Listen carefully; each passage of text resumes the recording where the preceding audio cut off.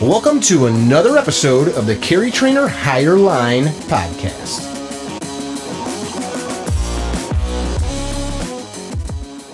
Hey all, welcome to another episode of the Higher Line podcast. We've got a special one for you today. This is the Pew Pew Jew. He's basically a gangster from Texas. Yehuda Remer, right? Got it. Did I nail it? Nailed it. He was just telling me that a mutual friend of ours butchered his name, so I had to make sure I didn't do it. So you're the Pew Pew Jew, man. That's, in a lot of ways, it makes me chuckle, but it's also super cool. Well, you and I met because you wrote a book about firearm safety for children, right? Yes. And now you run basically an advocacy for Second Amendment rights group under this moniker Pew Pew Jew. It's not really, I'm not really running a group necessarily. It's just, I personally am a big Second Amendment advocate and I go around speaking and talking. So I'm just using this moniker, like we said, that people gave me as the Pew Pew Jew to make some money and push Jewish gun ownership, because unfortunately Jews get a pretty bad rap of being rabidly anti-gun because of, members of Congress and the Senate who are Jewish ethnicity only, but some of the biggest gun grabbers that we have out there. So Jews get a pretty bad rap, but I'm looking to change that, the perception of Jewish gun ownership in America. Do you have any, I know I asked you this last summer when we spoke initially, do you have any connection with, or have you connected with the guys from Jews for the Preservation of Firearm Ownership? I am. I'm actually working with Alan Corwin on some things right now. Perfect. Yeah. Those guys used to be right up here by me and over the Wisconsin border. Now I think they're down by you in Texas, right? No, I think Arizona. Well, I know what's his name, but I know Alan Gottlieb's Second Amendment Foundation now owns. They bought it. The Jews. Oh, did they really? Yeah, a while ago. So, so I know it's, I guess, based in Seattle now. I'm looking it up as we're talking. I believe so. So I'm looking to maybe help them revamp the website and usher in a new era starting in 2019. I think it would be really nice for them to, redo the website and really start concentrating on. Yeah, their website looks like a newsletter from a kid's grade school. That's what it looks like. Yeah, I told them that a few years ago. It's brutal. Yeah, it's brutal. So I'm looking to help them revamp it, rebuild it, and start bringing in a lot more Jews as a central location where they can really, I guess, use each other within the firearms business and bounce ideas back and forth without having to worry about this pariah of being a Jewish gun owner, which unfortunately you get in a lot of communities. I'd like to add something here just for listeners, because there's a lot of young dudes that listen to this show. If people don't understand why this is so important, not just for the Jewish people, but the citizenry at large, the Jewish people just happen to have a very good story to tell to make people pay attention. It's a little thing called the Holocaust, pardon my French. And it's completely absurd to me, because most of the guys like you and I are about the same age. So it'd be our grandparents. My grandfather fought in the Second World War. Everybody at that age either knew somebody that fought, somebody that died, and if you were of Jewish descent, you knew somebody who was in an encampment or in or worse, killed by the Nazi regime. So, and that all started with them disarming the populace. And it wasn't just the Jews that they disarmed. It was anybody that they wanted out. So it's kind of one of those don't let history repeat itself lessons. Yeah, no, 100% true. I mean, I lost over 30 relatives during the war. I actually just had a grandfather who was hit by non-Jewish farmers. He passed away 3 weeks ago with 92. Sorry to hear that, man. He lived a long, fruitful life, and it was just his time to go. And as hard as it is, he was suffering pretty bad at the end. So I'm kind of happy that, he's not suffering anymore. And another little consolation is if you survive the Holocaust, you're automatically going to heaven. So at least that's what I believe. So, he's in a better place now, but I appreciate that. But I have a very rich history in terms of my family surviving the Holocaust, and we live now in a country where, as a Jew, I have the ability to carry a firearm with me anywhere I go without the worry that someone's going to try to take it. And if someone does try to take it, thankfully there's enough people in this country, good Americans, who would never allow that to happen. So I want to jump in there real quick because there's going to be tons of listeners. We have folks that like to ride the edge of sanity on these discussions. So people say, well, that's not true. You could get pulled over in California, New Jersey, New York, Massachusetts, Connecticut, many places, and a police officer could disarm you based on state law. And that is true. Right. But what I want to make sure people understand you're saying is that we have this amazing Constitution. Right. That exactly. You may have a police officer or some type of malicious or negligent prosecution, except the Constitution should protect you in a court of law if you are righteous in your dealings. Yeah, that's it. Right. That's exactly what I'm saying. Is we have the Second Amendment, and if everything goes according to plan, then like you said, as long as you're being righteous in what you're doing with your firearm, there should be no issue. But that doesn't mean that you have your bad apples out there who, just look at New Jersey now. I think I just read last night, the mayor of Pittsburgh now is looking to push gun confiscation.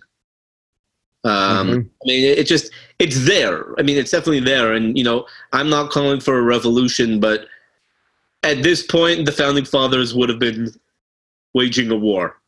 So what the revolution needs to happen in the minds of people. They need exactly. to that's what has to happen. I had a gentleman recently send me an email and basically tell me, like, we need to start an uprising. And I'm like, well, that's not going to happen. But what should happen is you should start educating people, because we can change all that. We can change all of those things through properly educating the public. Right. Exactly. Yeah. So tell me real quick, I am like 6% Jewish according to Ancestry. Can I wear the hat?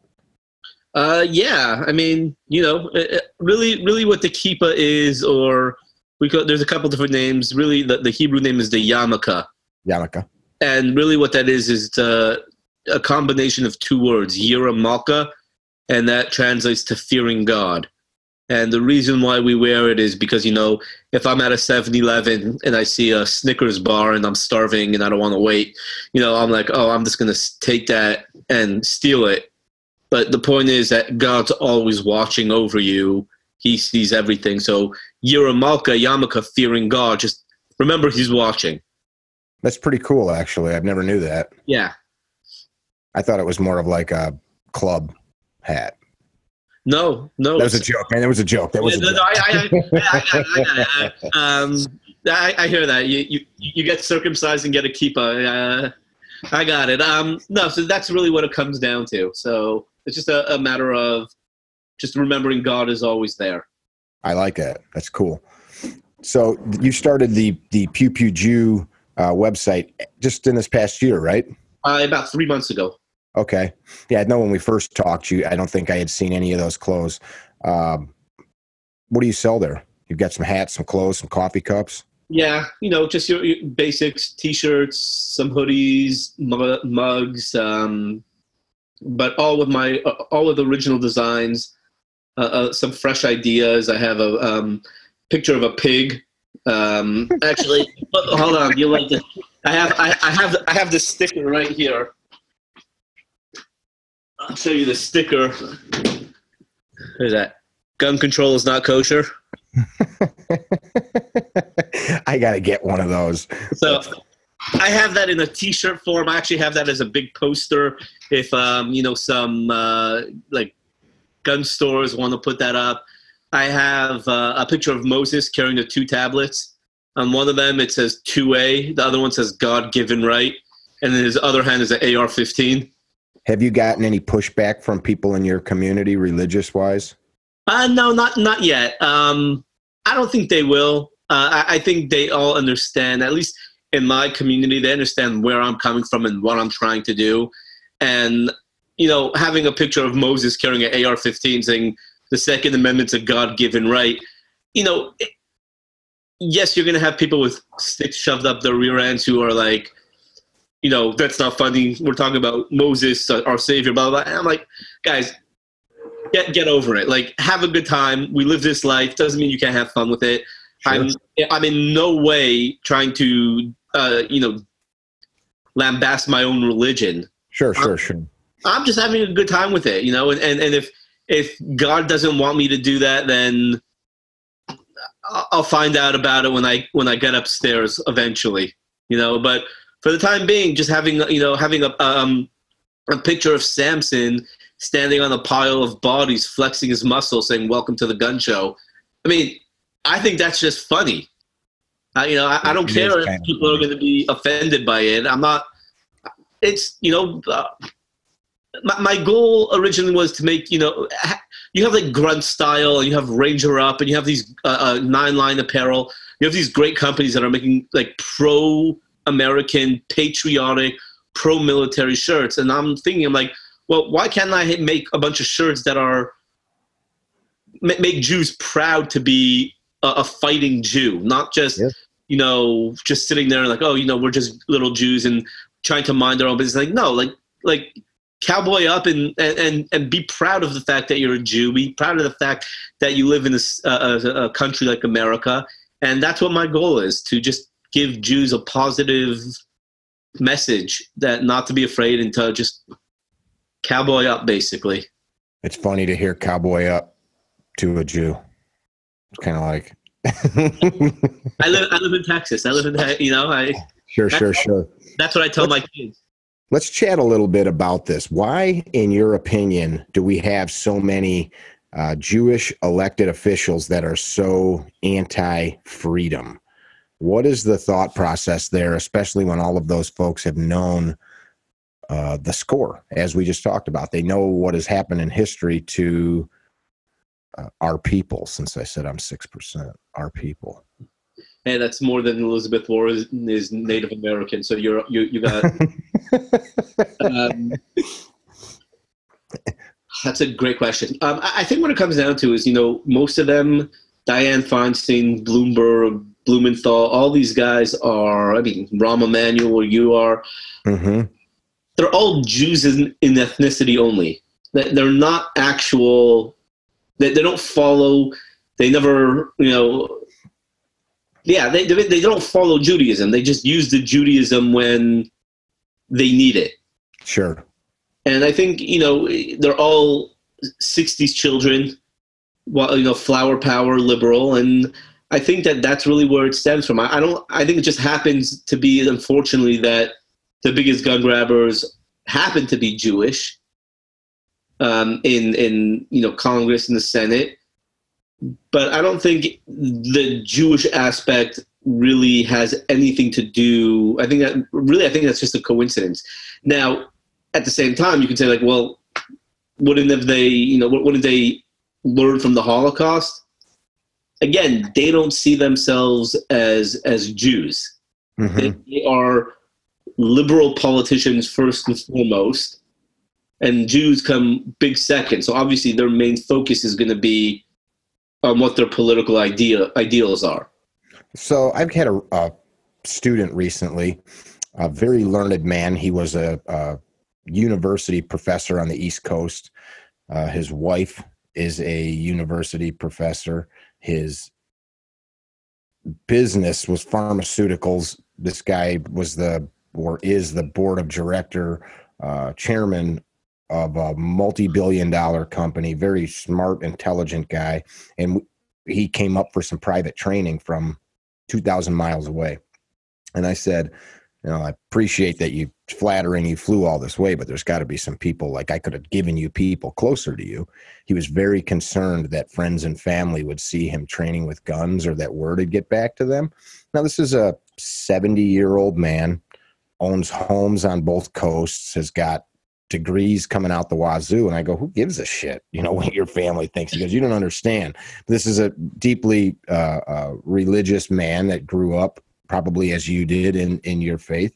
And we talked about that over coffee during one of the days that we were training. I said, this is just so bizarre to me. So you guys are super educated, but it is in our country, culturally indoctrinated into many Jewish families.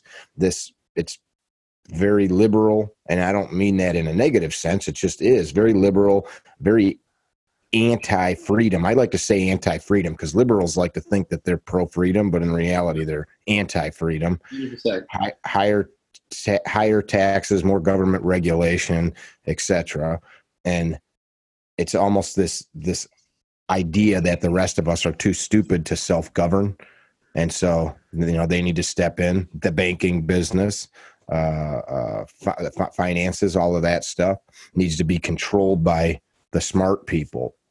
And that his viewpoint was kind of what I've heard many times. This is just it's a cultural, for example, in the 1950s, every young kid learned to play baseball. Well, it just seems to be culturally that it is, if you are of, Jewish lineage here in the United States, you are, and I'm not making a broad stroke statement. It just appears this way from what I see, that you're raised to be guns are bad, etc. And you told me that you were kind of raised that way, right? Well, I wasn't raised that guns are bad. I was raised more in an apolitical home. So guns were just never talked about. I mean, I had my Nerf guns growing up, but I don't think a Nerf gun counts. Exactly. But growing up, I never understood what the Second Amendment was. It wasn't until I was actually in my 20s when I started getting into politics and learning about everything that I was like, wow, I'm Jewish. Not only am I not a Democrat, because I ended up growing up, all Jews are Democrats. So I'm like, wow, not only am I not a Democrat, I'm not even a Republican. I'm like a 3% Tea Party, right-wing,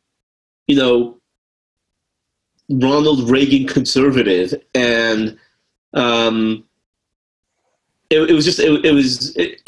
it blew my mind that you had this idea where a civilian is allowed to own a firearm and use it for a self-defensive purpose, whether it be a mugging, a robber coming to your home, or against a tyrannical government.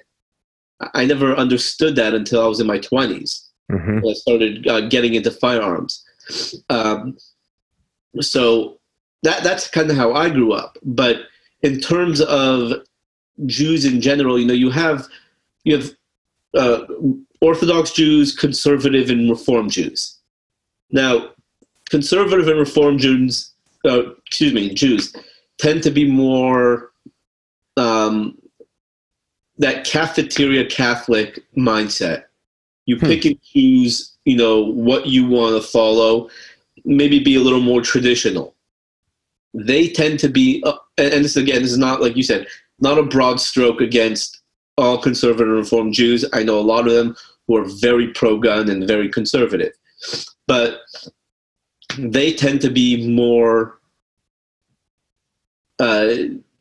liberal with their views, and in turn, they tend to be more anti-gun.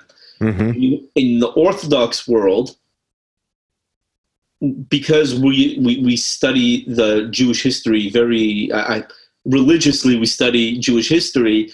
You have a lot of Jews in the Orthodox world who are pro-gun.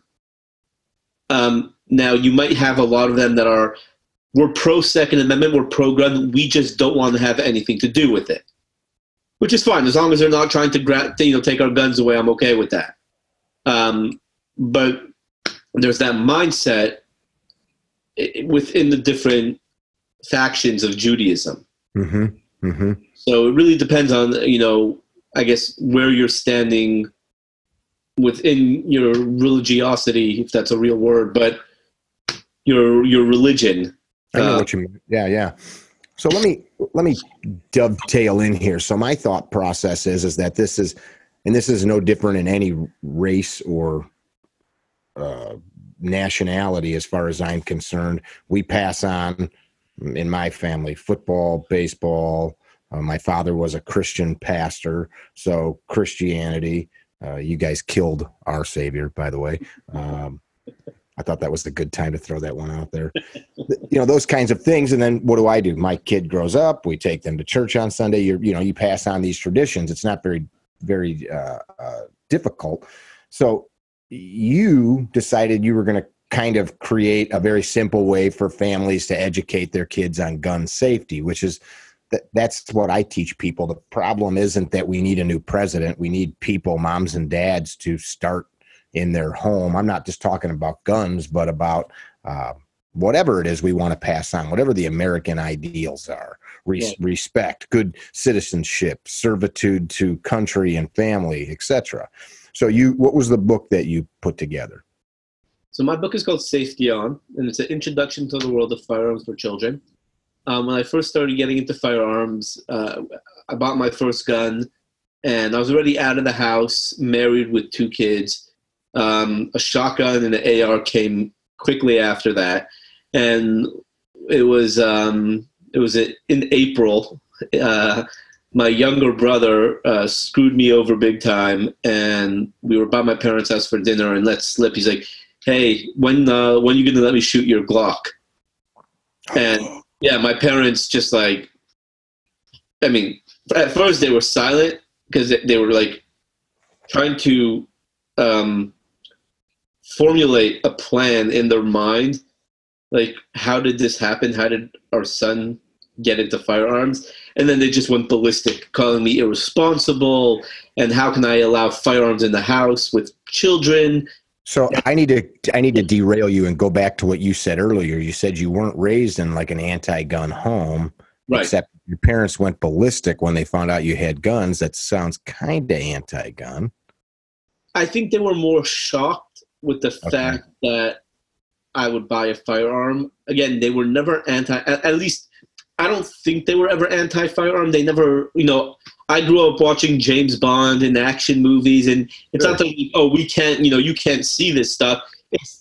It was like that mindset, like I was saying, they were Orthodox Jews, and they were like, well, we understand the Second Amendment. All my grandparents survived the Holocaust. They understood the power of a firearm, but they're dangerous. Firearms are dangerous. There's no question about that. And, like all paranoid, neurotic parents are, they just didn't want to have them in the house. So, again, I don't think they were necessarily anti-gun. It just was never on their radar. But they found out, and for like 2 weeks they were just yelling at me nonstop and wouldn't talk to me. It was actually great. But I decided as a gun owner, I need to teach my children about gun safety. So, of course, the first place you go to is the NRA because they have the Eddie Eagle program. And I was like, this is great, but they have one little video and, they have a couple pamphlets that you can print out and maybe some coloring sheets. I was like, that's clearly not enough. Just finding a gun somewhere it's not supposed to be. There's so much more that goes into gun safety. So then I did research. I found Project Child Safe from the NSSF.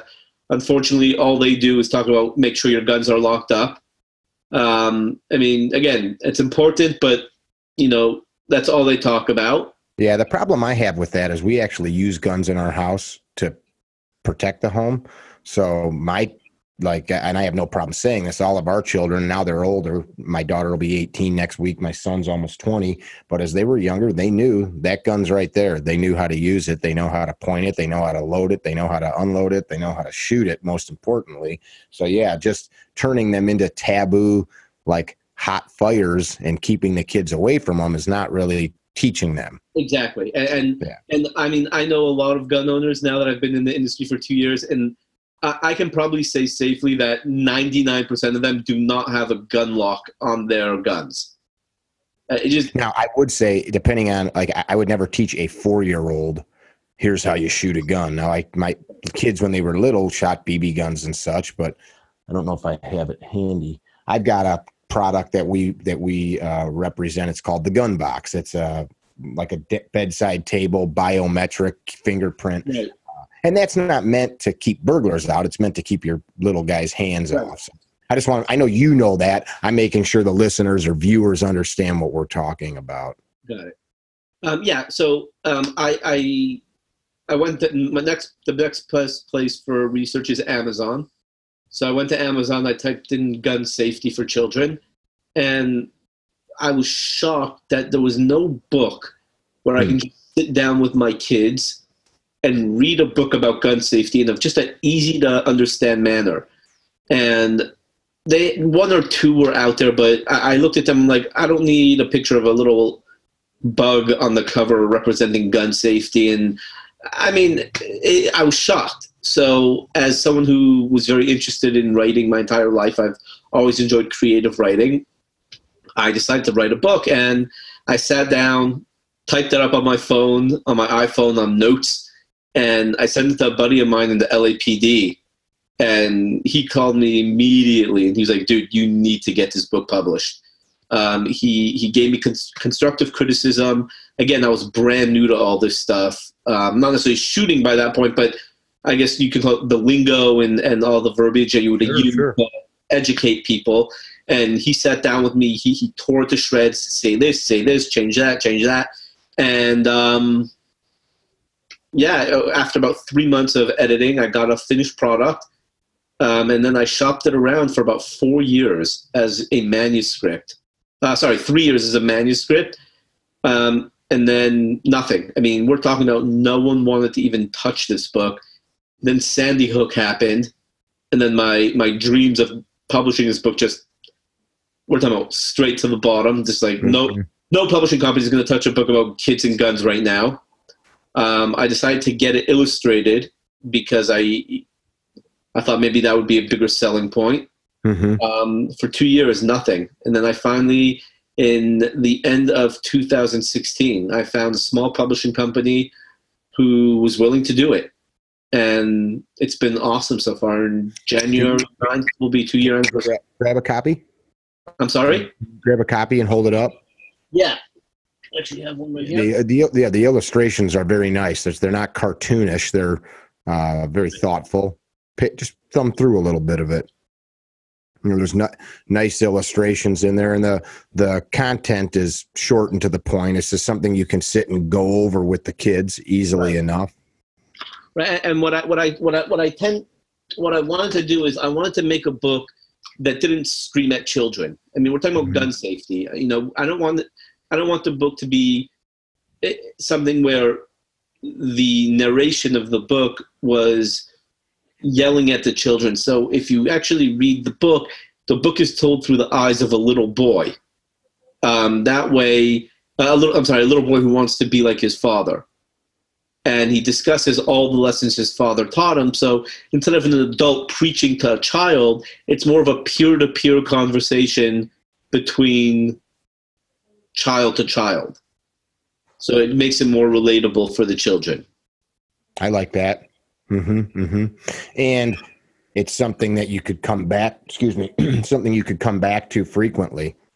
What I noticed about the way you put the book together, the format of it, simple enough. We all remember when we were kids, like little golden books and those kinds of things. Like I had favorite ones Mom would read with me. Right. And that's the kind of thing you could go back to. Remember, what did we learn in the book? And it's not just Dad telling you or Mom telling you.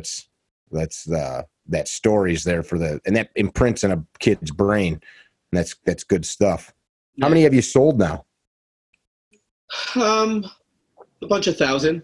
I'm in the thousands now. It's pretty awesome. Still, I mean, I'm trying hard to really get it out there more. There's so many people that haven't seen it yet. Unfortunately, I've noticed something in this industry is you can have a good product, but unless you are like a name brand, like no one wants to share your stuff. It's unfortunate. You know, like if Glock comes out with a new firearm, everyone shares it. If Magpul comes out with a new foregrip, everyone shares it. But if someone comes out with a book like this, who I'm not a big name, people are like, oh yeah, it's a great book. And then that's about it. I'm sharing it right now. No, I appreciate it. I appreciate it. I have had some great connections within the podcast communities. I've been on Cam Edwards' show a bunch of times. But, you know, a book like this, like I've given it to the NRA, I've given it to the USCCA, Gun Owners of America, and they're all like, yep, good job, and that's it. But there's nothing like my book on the market. You would think like, oh, you know, let's slap our logo on it and rock it out there, or even let's write our own version of it. But, you know, unfortunately, it doesn't happen that way. So I'm plugging away and then just trying to get it out there as much as possible. How much does the book cost? Amazon is $14.95. So we could probably run like a really cool promotion where we could do a contest, and I'll donate $500. All right, that's what we'll do. I'll donate $500 worth of books. So whatever that works out to, for how many books, and everybody that we give one away to has to share something on what they learned from it or how their child took to the book. So we're not going to give them to 20-year-olds with no kids. We got to give them to people with kids. So we'll do that. $500 from Carry Trainers worth of books. But then let's also do something where they have to give that book away after they've used it. So they got to pass that book on to somebody else. And then let's try to do one more thing. Let's try to do one more thing where I'll match. We can't do it forever because I'm not a millionaire, but we'll do some kind of giveaway where anybody that buys a book will buy another one on top of that. So, but we'll do a giveaway where I'll set it up, and anybody that follows our link to go buy the book will match and buy another one, and then we'll give that book to somebody that needs it. So I think that's how we need to get the word out on that. It's too simple not to. I get so many guys. I post videos with my kids shooting, and I must get, anytime my daughter's in a video, I'll get 50 messages. When did you start teaching your kids to shoot? I'm scared to do it. As soon as they were born, you know, and it wasn't like, hey kid, you know, here, put this war paint on and let's go shoot. It's matter of fact. Fire's hot. Fire's good, but fire's hot. Water's good, but don't hold your head underneath it until you die. You know, it's just matter of fact. Lawn mowers make the lawn look nice. Wear glasses when dad's out cutting the grass. You know, just simple stuff. And it's taboo. That's the problem. We're afraid to teach the kids. Like, I don't know about you, but my kids help in the kitchen. Now they're older, but even when they were little, my mom, and this is what my mother did with us. Here's a knife, chop carrots. I don't remember anybody ever getting cut, but if we did, you sorted it out. What's the worst that's going to happen? You're going to get a couple stitches in your hand, right? And I don't know if that's being negligent or not. I don't remember ever cutting myself as a kid. I definitely cut myself on my own as a boy with pocket knives and stuff. Right. But it needs to become matter of fact, and that I think is lost. When I grew up in the region I'm in, I had a lot of friends in northern Wisconsin. We'd go backpacking for a week, 2 weeks, 3 weeks at a time out in the woods as 14, 15-year-old boys with rifles, high-power center-fire rifles, 30-06, 308s, and we'd go be gone for a week or 2 or 3 in the wilderness, and that was totally normal. And I don't ever remember once, other than us shooting sometimes without ear protection, which is completely stupid. I don't ever remember once, though, anybody pointing a gun or doing anything like that. And we were kids. We'd walk into a gas station and buy a box of rifle ammo as a 14-year-old, and nobody thought a thing of it. And I'm not that old. Right. But all of a sudden, in 25 years, it's become so taboo for any of that to happen. No, it's true. My son right now is just over 9 years old. Mm-hmm. And when I told my wife, because my wife is, she understands what I'm doing and she's okay with what I'm doing, but she's still very wary around firearms. And I told her, I'm like, when my son turns 8, he's learning to shoot.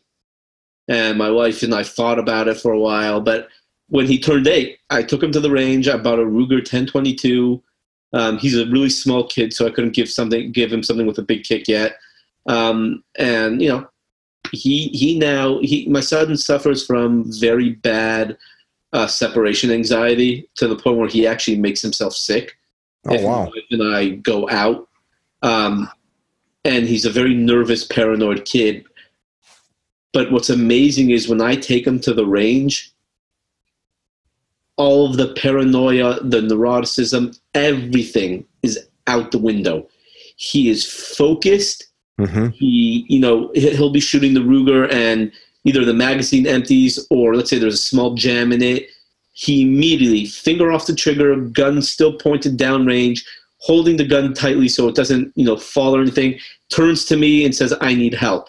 And he's just 100% focused, 100% follows all the rules. Mm-hmm. And it's amazing to see him in such a I guess you could call it a very intense environment, but he's so calm and collected. And I love it. And my daughter is, she's 7, a little princess, and I think she's the type that's going to be more, I will wield the sword and cut your head off rather than shoot you with a gun. So I'm not pushing her in the firearms yet. When she's ready, I'll gladly take her. But it's pretty awesome.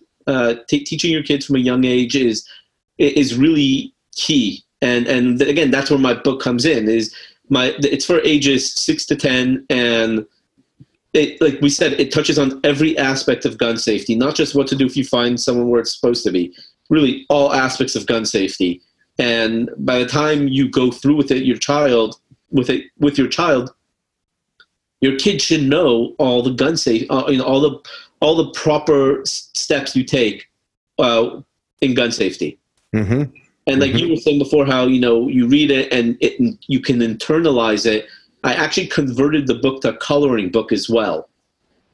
That way, a child can read the book and then sit down and use their imagination to really internalize the images and the messages by coloring each page individually. So it's the same book. Same exact book. Okay. Just in coloring book form. Oh, very cool. I like that. I'm looking something up as you're talking. I'm not in the discussion here. As you're talking, I'm thinking about the difference between an instructor and a teacher. This is something that Clint Smith of Thunder Ranch recently spoke about, and it's true. If you look up the definition of instructor, basically the synopsis is that an instructor is often passing on information that's not their own. Somebody teaching you something at work or something. They didn't come up with the IT protocols or whatever. Right. They're just passing on something out of a manual, where a teacher is teaching you to think for yourself, to rationalize, to deduce. To educate. That original word, that word came from in the Greek, is that eduko, to draw out. And that, I think, is something that in this genre where things, not just firearms, but many things. For example, driving. I took my kids out in the snow and in the mud, and we'd fishtail and make the truck get sideways and even lose control and it'd spin out in a parking lot. Big deal. Nobody's going to get hurt. But now you know what would happen. Most parents, and I'm not patting myself on the back, most parents wouldn't do that because it's scary. Right. And so, like, well, how is this person ever going to figure this stuff out? And I don't want them to figure it out on their own when I'm not there. I don't want them to have to sort this stuff out. So you got to teach them really to understand how to rationalize and do these things on their own. And then the big thing is, when you and I are gone, we want these kids to be sitting having the same discussion with their kid. Yeah, that's the big thing. I don't know. Did I show you my third book on firearms? I don't think so. No, I've only seen the first one. So I have the two safety on books. Then I have the ABCs of guns. When did this one come out? In the last year.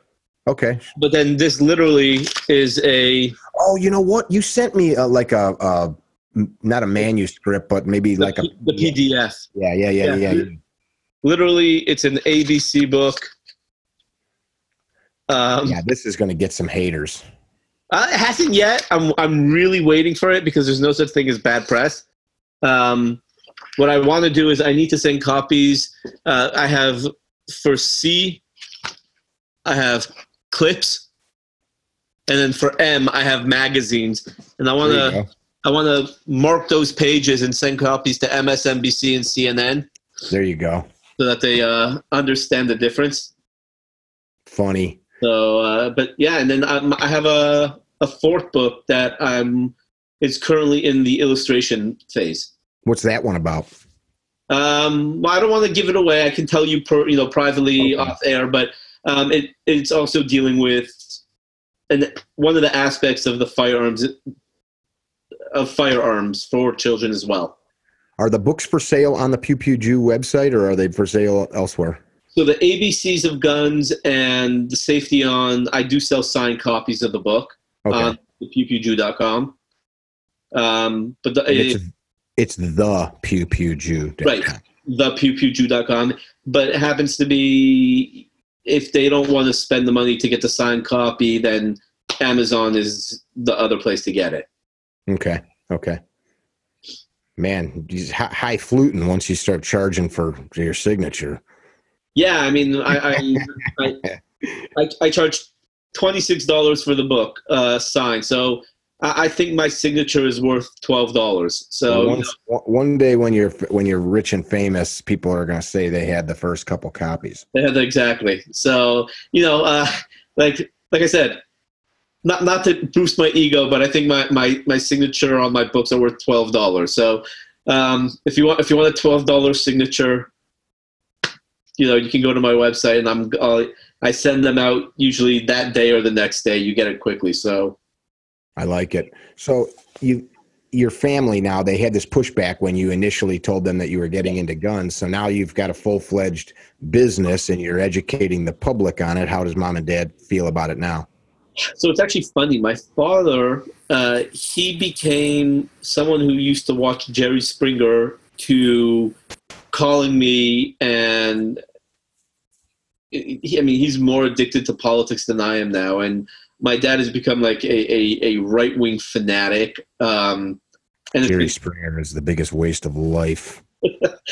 That aside, yes, I agree with you. But that aside, my father has now become like all pro-gun, pro-constitution, pro-everything. And he's always calling me and what's this mean? Who did this? What did that? So that's great. It's interesting how when you shed a little light onto something, you end up wanting to go back and pull the curtains back more and more to see more of what's there. Exactly. Mm-hmm. My mom is interesting. She is still apolitical, really. I was convinced she voted for Obama twice, but she claims she didn't. But at the same time, whatever their politics are now, when they come to visit me and my family in Texas, I walk around my house open carrying my firearm on my hip. And when they know when we go out, I don't hide the fact that I carry a firearm. I mean, I don't open carry it anywhere I go because I'm not into that. I mean, sure. I'm into you can carry it however you want, but personally, I don't. Not your method. Right? Not my thing to do open carry, but they're more comfortable with it. Especially, I like to troll my mom and send videos of my 9-year-old shooting with me. Yeah, exactly. It's a lot of fun, but they've actually been very supportive since my book came out. They're very proud of what I'm doing. They're proud of what I'm trying to accomplish. So it's been an interesting journey. How about the rest of your family? So different sides of the family. My mom's side, I mean, I used to talk to them a lot more often. I don't know if they approve of what I'm doing. They've never congratulated me on my books or anything like that. So I don't really know where they stand. My father's side of the family, they're Orthodox Jews, so they tend to be more, we support you 100%. We just don't want to have anything to do with firearms. I do have a cousin who I'm pretty close with, and she's a year older than me, and I talk to her all the time, and she loves what I'm doing. She's gone shooting before, but again, it's not her thing. Mm-hmm. But they tend to be supporting me a lot more. Very good. Here's the thing I would like to work on with you. So like my hook into this is educating people on their rights and on the legal and ethical use of force. And, ethics is a big portion of it, as you notice, because I legally can do it doesn't mean I should do it. Doesn't mean you shouldn't do it either. It's all contextual, right? I would like to get some more work done helping people understand, especially folks of descent. I had lots of family that came from Austria that was displaced during the Second World War. I've got people I work with from Poland whose family was run to the dirt. Russians. We've got some Russian family that people I think just forget, as we talked about earlier, how these things happen. And I know folks say, oh, that stuff doesn't happen anymore. If you don't believe that, just Google genocide in the 20th century. And even today, there's still massive genocide that's taking place. How do we, and are you willing to get that message out about the historical value of gun ownership? So right now we're talking gun safety. Right. Let's flip the switch on that a little bit and start explaining to people the historical significance of disarming of a populace.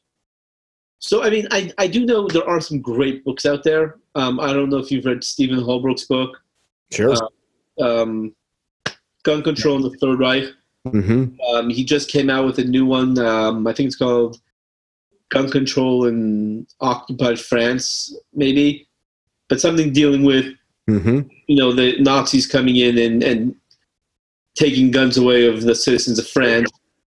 So there are some definitely good books about that. But so I don't know if you're asking more about for a... Oh, I'm well aware of the history of it. What we need to do is start getting that message out to the same people that we're already talking to. Of course, people in the Second Amendment community, they understand all this. The folks that have concealed carry permits and such, they understand it. It's the same people that need to get your book for their kids. And this is a common sense thing. No offense. Most people I know don't need your book. The people that need your book, though, are the folks that I have tons of students that got a gun for the first time and they don't understand not only how to shoot, but if they don't know how to shoot, they probably don't know how to teach their kids. They need your book, which is how I want to help get that out. But I think the broader picture, and this is my 2 cents, is, as we talked about when we started the discussion, the historical significance of gun ownerships, not just for Jews, but for everybody. Let's write a book for children on that. So that's definitely something I've thought about. My next book, and I'll send after this. I'll send you the manuscript and the cover of my next book. My next book is more history rather than gun safety. It's more called firearms education. But here's my questions. How do you reach people who, on one hand, are calling for civilian disarmament, but then they're saying that Trump is Hitler? How do you teach them? You can say, oh, well, no, Hitler came in and confiscated all the guns, and then, the Holocaust happened. As you know, there is so much misinformation. I have some siblings that know what I do for work, and they get all of their data from mainstream news. Right. So, like, I have a family member that left a party at our house because my nephew went and told his mom, Mickey has an AK-47. What? There's one in the house? And all she knew was like death, murder, destruction, mayhem, evil. And they left. He's like, wait, what? It's locked up in the gun room. It's unloaded. Like, what's happening here? But that irrational fear based in innuendo, based in illogical facts and illogical conclusions is where that comes from. So to your point, I think that we need to erode the improper message. And it's what happens too often on heated debates like this, you know, women's rights or murdering babies, however you want to call it, gun rights. People just scream at each other. Right. And so nobody knows anything. So, all right, let's lay some facts out. In 1939, Poland was invaded by the Nazi regime. You know, like, let's start, like, these are facts. These are not something you can dispute or refute. Although there are some assholes that say the Holocaust didn't happen. Yes, there are. And I just laugh at those people. I mean, they've. Is the Earth flat or round? Just so I know where. That's exactly what it is. Yeah, I've had some people. I do a lot of Instagram, and I've had people. I'll post something, and I'll have some haters come from out of nowhere and saying, the Holocaust never happened. Blah blah blah blah blah. And then like 2 seconds later, they're like, "Yeah, Hitler should have finished you off." And I'm like, wait, why? Wait, so the Holocaust did happen, or it didn't? Some people are just. It's dumb. Right, and also some people just, they don't want to, you can educate people, but a lot of them, they just don't care. They don't want to be educated. They're happy thinking, living in their nice pristine life, but. It's like you were saying with your kids teaching them how to fishtail on the, driving a truck and stuff like that. You're preparing your kids for real life scenarios. Mm-hmm. These people, these lunatics out there who are calling Trump Hitler, but there should only be, firearms should only be for law enforcement and military. I mean, if anything should ever happen, now I'm talking about, if let's say we get to the point where there actually is some sort of armed resistance in this country, they will have no idea what to do. Zero. And what I'm saying is that it's very hard to educate these people who don't want to be educated. Sure.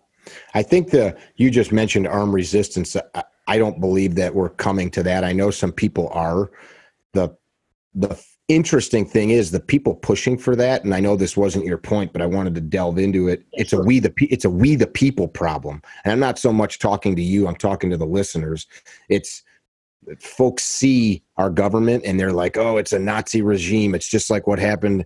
It's we the people. Nobody elected the Nazis. They took over the government. They literally walked into a party and held people at gunpoint and said, "It's our way or we're going to kill you." Yep. And we elect all of our leaders. We vote on laws. We do have a republic that uses the democratic voting process. People forget that, and they want to use this notion that, oh, it's all rigged. No, it's not. Only 10 or 20% of the registered voters actually go out and vote. That's the freaking problem. Right. So when we have people that are so stupid that they think that the earth is flat or that the Holocaust doesn't exist, I don't waste a second on them. Okay. You're stupid. I'm sorry. You were one of the people that was tragically born with an extremely low IQ, and I can't help you, and I'm not going to spend my time trying. So good luck to you in your life of servitude to illogical thought, and we're going to go help people that we can help. I mean, if we could, just like anything, you've sold 1,000 books. So next year you'll sell 2,000. The year after that, you'll sell 10,000. Things become exponential in growth if you have a good message or a good product. And I mean, look what Jesus did, despite what you guys did to him. I hear that. Look, my favorite argument people come at me with is the minute someone says, why should people own assault rifles? I just walk away. I'm like, nope.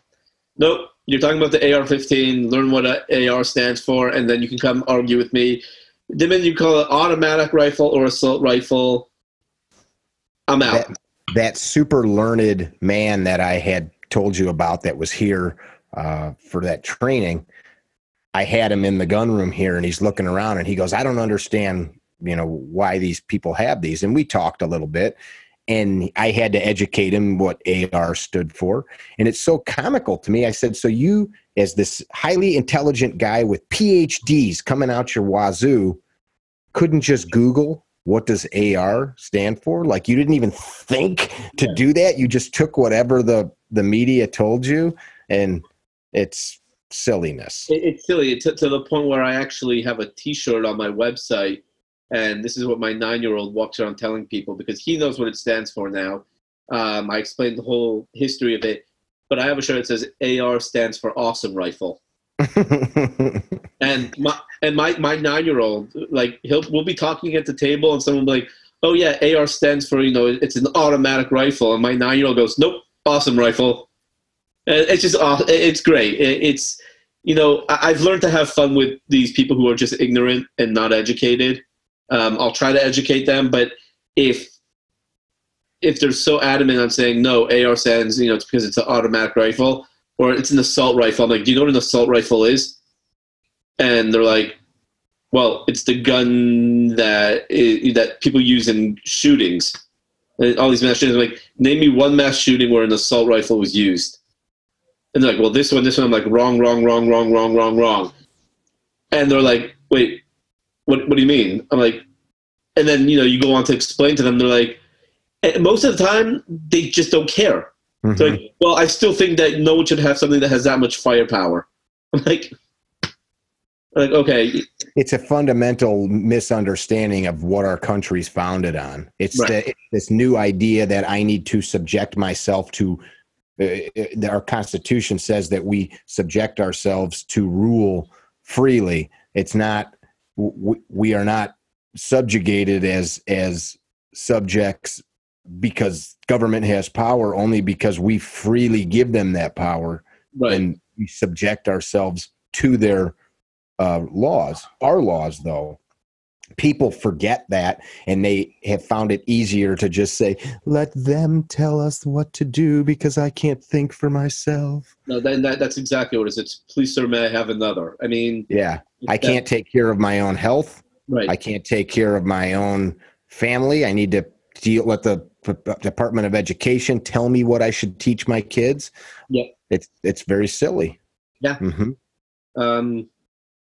Yeah, no, it's crazy, but that's why I'm happy to be in the business I'm in. I'm happy to be.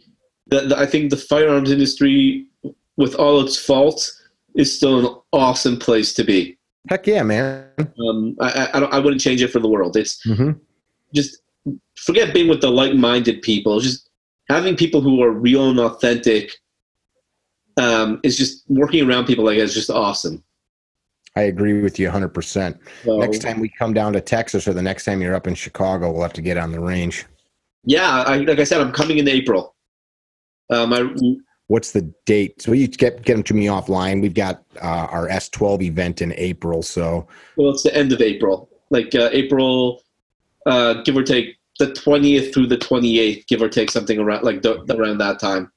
I think our S12 event is the 18th, 19th, and 20th. Okay, so it actually might be perfect because I'm there for Passover, so I'm there for about 10 days, and I have a full week of. I have a friend of mine. She lives out by you. I don't remember where in Chicago. She's, I believe, on the board of 1 Million Moms Against Gun Control. Her name's Mary, and she's got this huge farm. And she's like, "Yeah, you're gonna come out." Is her name Mary Shepherd? Mary Schuster. Give me a second. I'll tell you her name. Oh, you get it to me offline. Yeah, I'll get it to you. I'll get it to you offline. But like, she called me up. She's like, "Hey, if you're coming to Chicago, I'm gonna get you a 50 cal and tannerite, and we're gonna have fun." Awesome. And I'm like, yes. So I told my wife, I said, if you want me to go to Chicago for Passover to see my in-laws, I said, I'm going shooting. So she's like, all right, fine. But yeah, I definitely love to go to the range. Get to the range with you. It'd be a lot of fun. Let's do this. I'm gonna have you throw up a shout for your webpage here again, so we've got it. It's the pewpewjew.com. Hold your shirt out so people can see it there. Oh, here we go. Ready? Even better than this shirt. There you go. The Pew Pew Jew. That's cool.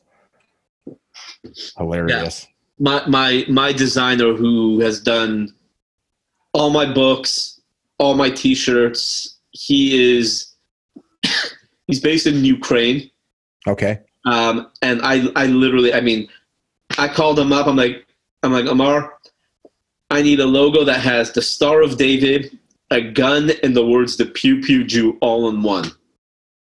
And literally, that's what he came up with. He came up with, you got that Star of David built into the Pew Pew. I mean, I couldn't have. He came 2 days later. He came up with that. I was like, he did a good job. What a freaking legend!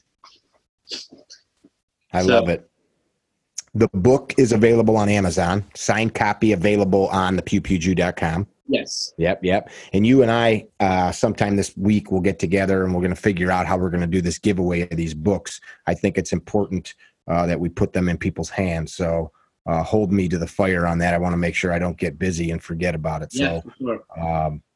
We'll sort it out. I appreciate you coming on. I think more people need to do it. People always say, what can I do? And you can do something. You're doing something, and that's what changes things. We move mountains when we actually pick a shovel up or a hammer up and start doing something. So I appreciate that you didn't just let somebody else carry the load on your behalf. That's not what America's all about. Not at all. Blood, sweat, and tears. I can't even tell you how many times I was turned down by publishing companies and literary agents. How many tears I cried. I mean, we're talking about how many times I wanted to give up. I mean, it's just. But hey, if you have a dream and you live in America, then as long as you work hard for it, it'll come true. Amen. I agree. It is definitely a special place we live in here, that we have the opportunity to chase the things that we chase. And it's very important that we protect and preserve it for future generations, and respect what an amazing gift we were given here. Yep. The fact, and there's countries where what we're doing right now would be making us an enemy of the state. Just talking like this. Mm-hmm. Oh, yeah. True. I appreciate your time, my friend. As soon as we get this podcast up, we will get a link over to you so you can share it. You and I can talk offline. Folks, if you're out there, make sure that if you've got kids, or if you've even got a nephew, niece, grandkids that could benefit from this, $15-16, buy a book, man. Amazon will send it directly to the house of the recipient. I do it all the time. You can send them as gifts, and you could save a life. You could also change a kid's mind in a way that it will have lasting impacts into the future by shaping and molding rational thought. If you're not following us here on YouTube, if you're watching this on YouTube, please do subscribe, like it, share it with your friends. This is the stuff that we feel can change the world. Changing the world is pretty cool to do. This is Mickey with carrytrainer.com, and my friend, Yehuda Remer. Got it. Nailed it. Be well. Visit our website, carrytrainer.com, for information about classes held throughout the U.S., Carry Trainer apparel, and upcoming projects. You can also email us at training@carrytrainer.com for information about setting up your own private course or speaking engagement. Training@carrytrainer.com or carrytrainer.com.